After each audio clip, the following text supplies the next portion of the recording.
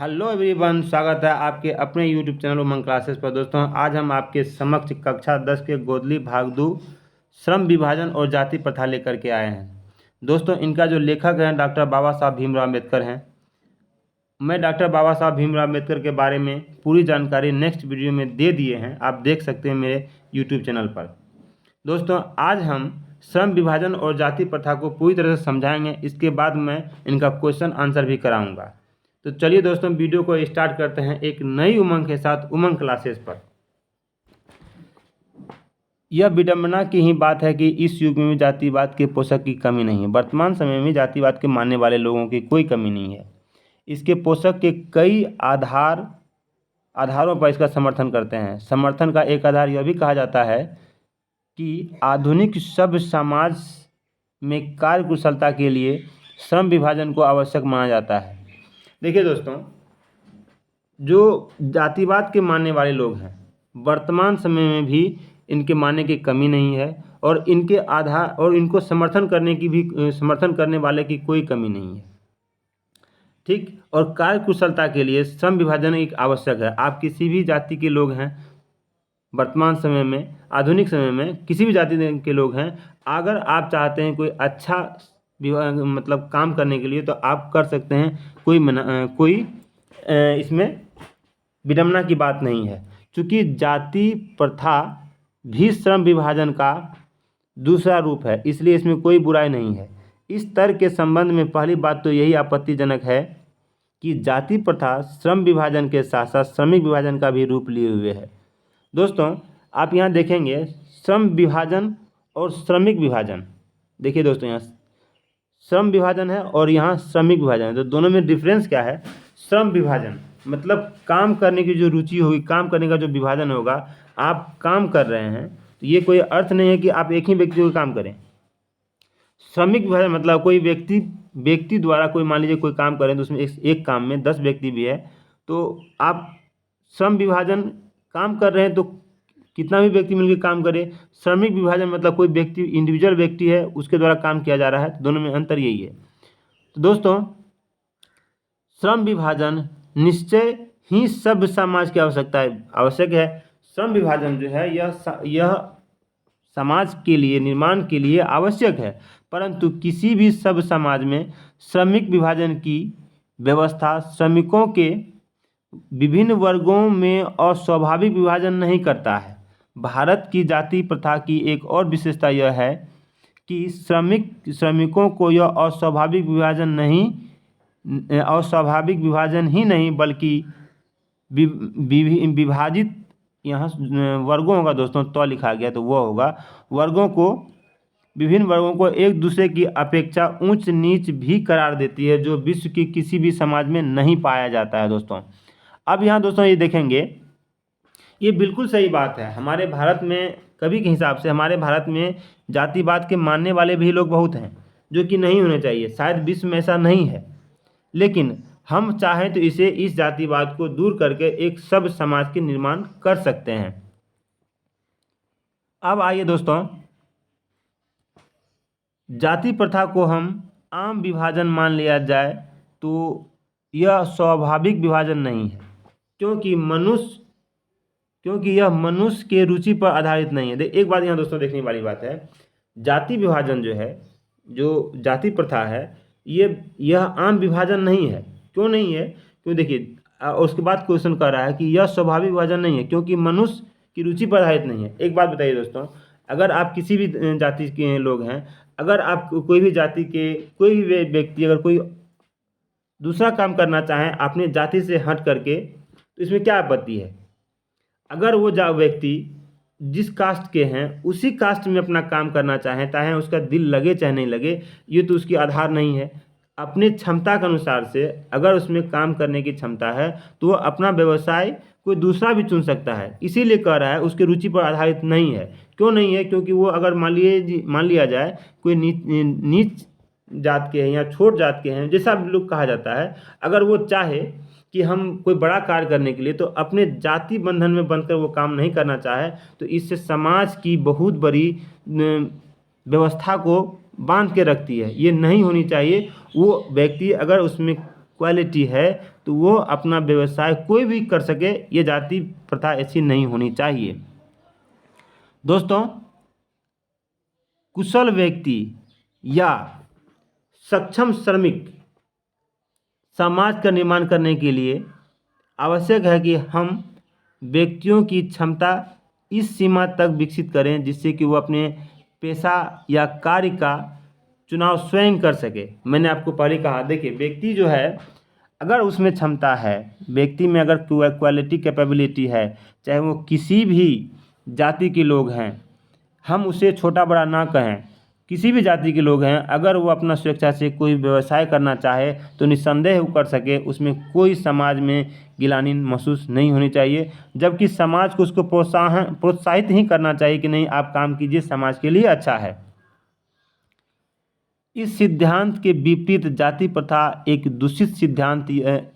इस सिद्धांत के विपरीत जाति प्रथा का दूषित सिद्धांत यह है कि इसके मनुष्य के प्रशिक्षण अथवा किसी निजी क्षमता का विचार किए बिना एक दूसरे के दृष्टिकोण जैसे माता पिता के सामाजिक स्तर के अनुसार पहले से ही अर्थात गर्भधारण के समय से ही मनुष्य का पेशा निर्धारित कर दिया जाता है। दोस्तों, ये तो बहुत बुरी बात है, क्योंकि हम पहले भी कह चुके हैं, अगर जाति प्रथा एक ऐसी विडंबना की चीज़ है कि अगर कोई व्यक्ति कोई ऐसी जाति में जन्म लिया हो जिसकी पेशा उसकी उच्च जाति से नहीं मैच कर रहा हो, तो ये गलत बात है।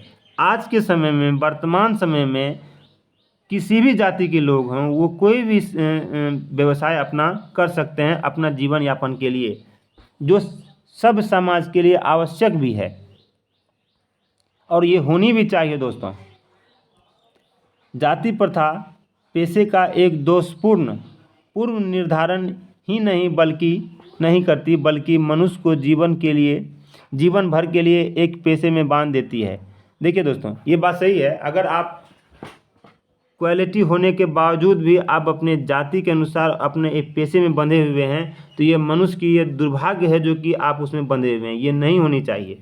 भले ही अनुपयुक्त या अपर्याप्त होने के कारण वह भूखे मर जाए। देखिए कितनी विडंबना की बात है, अगर कोई भी जाति के लोग अगर उसी में बंद करके रह जाए और वो भूखे मर जाए, ये दुर्भाग्य की बात है। ये नहीं होनी चाहिए। सब समाज में सबको मिलजुल के रहना चाहिए। कहने का मतलब है, मैं आगे बताऊंगा, सबको मिलजुल कर रहने का मतलब ये है कि जो जाति के लोग हैं वो सब मिलजुल करके रहें। आधुनिक युग में यह स्थिति प्रायः आती है क्योंकि उद्योग धंधे की प्रक्रिया व तकनीक में निरंतर विकास और कभी कभी आकस्मिक परिवर्तन हो जाता है, जिस कारण से मनुष्य को अपना व्यवसाय बदलने की आवश्यकता पड़ती है। और यदि प्रतिकूल परिस्थिति में भी मनुष्य को अपने पेशा बदलने की स्वतंत्रता न हो तो इसके लिए भूखे मरने के अलावा क्या चारा रह जाता है। यहाँ देखिए दोस्तों, यहाँ कवि का कहना है कि अगर वह अपना व्यवसाय किसी कारणवश जो जिसमें रुचि है किया नहीं हो पाया, तो उस जाति के हिसाब से उसके उसी में रहने की आवश्यकता नहीं है, क्योंकि उस व्यवसाय किसी भी कारण अगर बदलने की प्रक्रिया हो, नहीं चल रहा हो, बदलने की प्रक्रिया हो और जातिवाद उसमें बाधा बन रहा हो और उस कारण से वो व्यवसाय नहीं बदल पा रहा हो, तो उसकी परिस्थिति प्रतिकूल नहीं है, क्योंकि समय के हिसाब से मनुष्य को बदलना भी चाहिए अपने व्यवसाय को। अगर वो बदल रहा है, जाति कोई भी हो, तो कोई दिक्कत नहीं है, बदल करके अपने जीवन यापन अच्छी तरह से व्यतीत कर सके। लेकिन अगर नहीं हो पा तो ये दुर्भाग्य की बात है।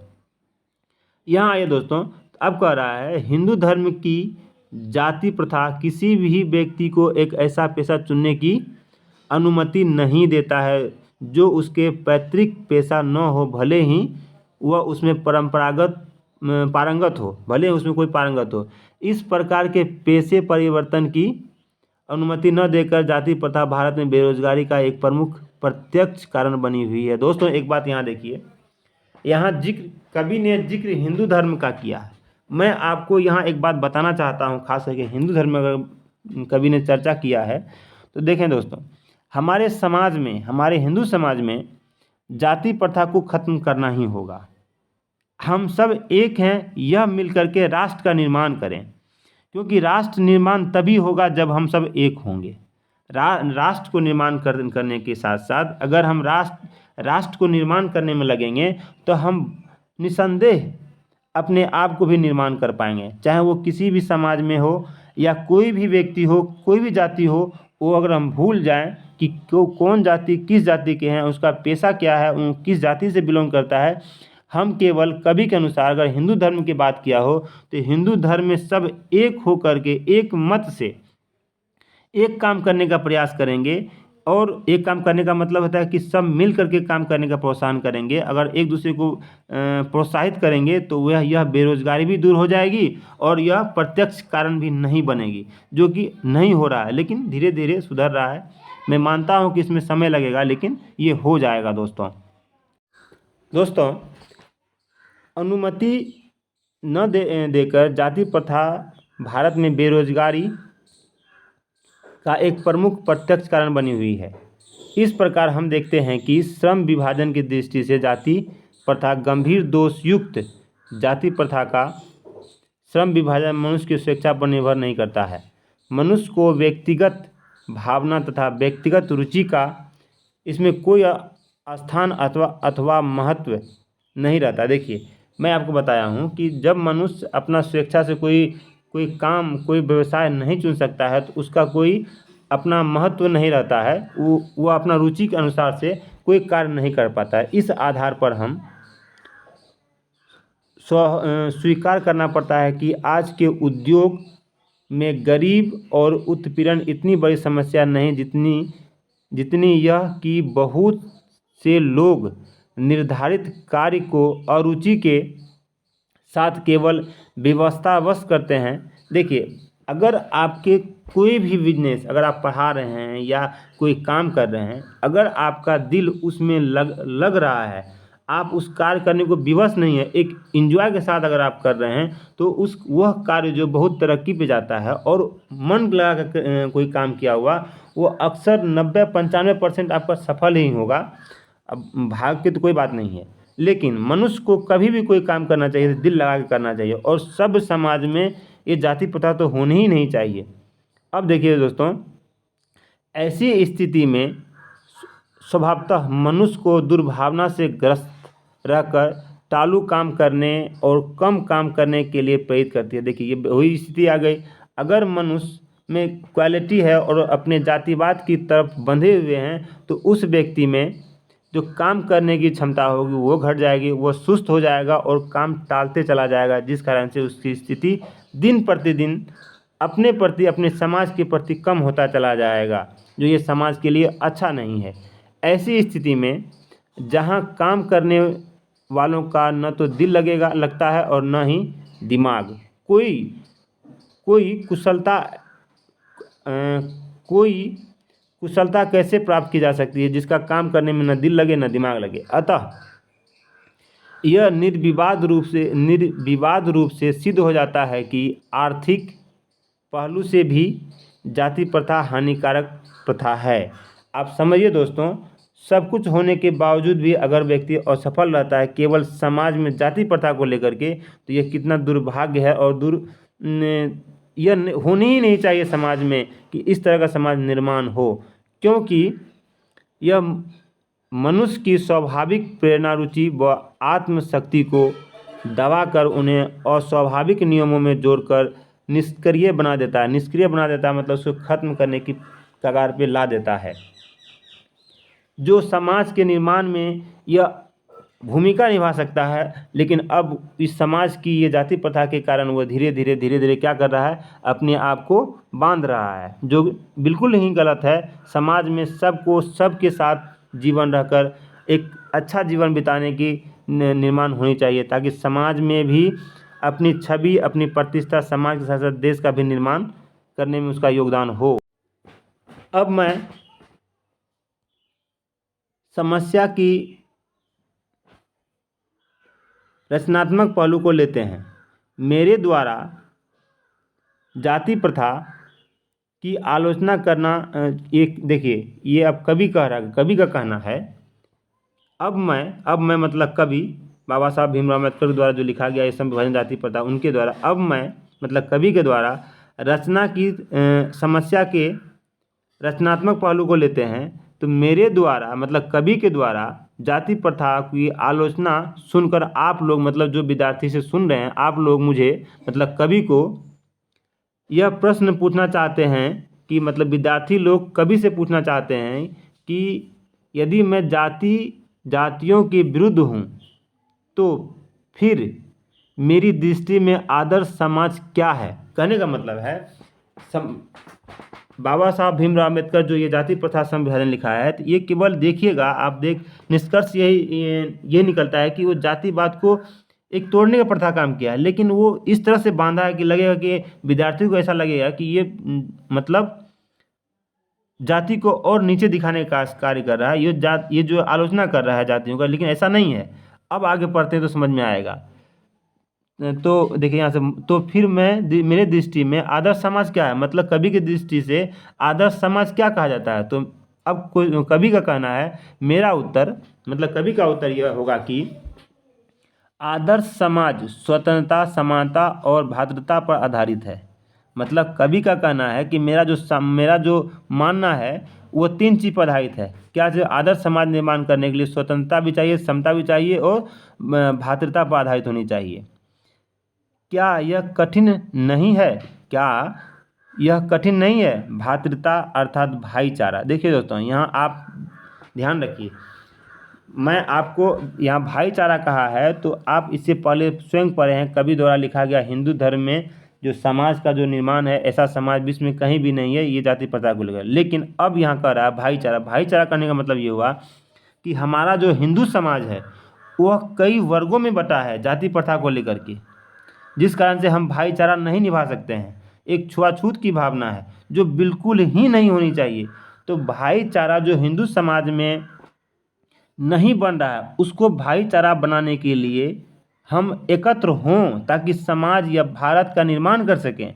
हमारा हिंदू समाज अलग अलग जाति प्रथा में विभाजित है, वो न होकर के भाईचारा के रूप तौर पर एक बन कर रहें ताकि यह देश या भारत या गांव हमारा निर्माण, या गांव हमारा शहर, हमारा मोहल्ला, हमारा देश पूरा एक बनकर एक परिवार बनकर रहे। किसी को यह आपत्ति हो सकती है, मतलब भाईचारे के साथ रहने में क्या आपत्ति हो सकती है किसी की। किसी भी आदर्श समाज में इतनी गतिशीलता होनी चाहिए जिससे कोई भी वांछित परिवर्तन समाज की एक छोर से दूसरे छोर तक संचालित हो सके। मतलब समाज में, हमारे देश में हमारे जो समाज है वह छोटे से छोटे और बड़े से बड़े सभी लोग एक दूसरे से मिल करके रहने का पहुँचे और लाभ छोटा से लेकर बड़ा तक पहुँचे। ऐसा समाज में बहुविधि हितों में सबका भाग होना चाहिए तथा सबको उसकी रक्षा के प्रति सजग होनी चाहिए। समाज जीवन में अवध संपर्क के अनेक साधन अवसर उपलब्ध होने चाहिए,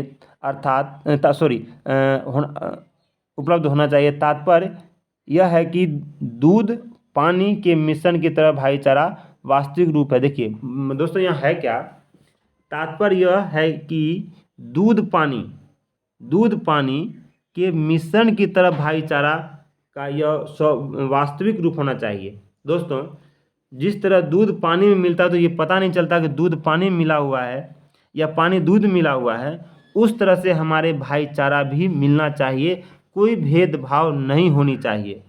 और उदाहरण देकर यहाँ समझाने का प्रयास किया है कि हमारा जो भाईचारा हो कैसा हो, दूध पानी की तरह हो, ताकि न दूध पानी बुझाए न पानी दूध बुझाए देखने से।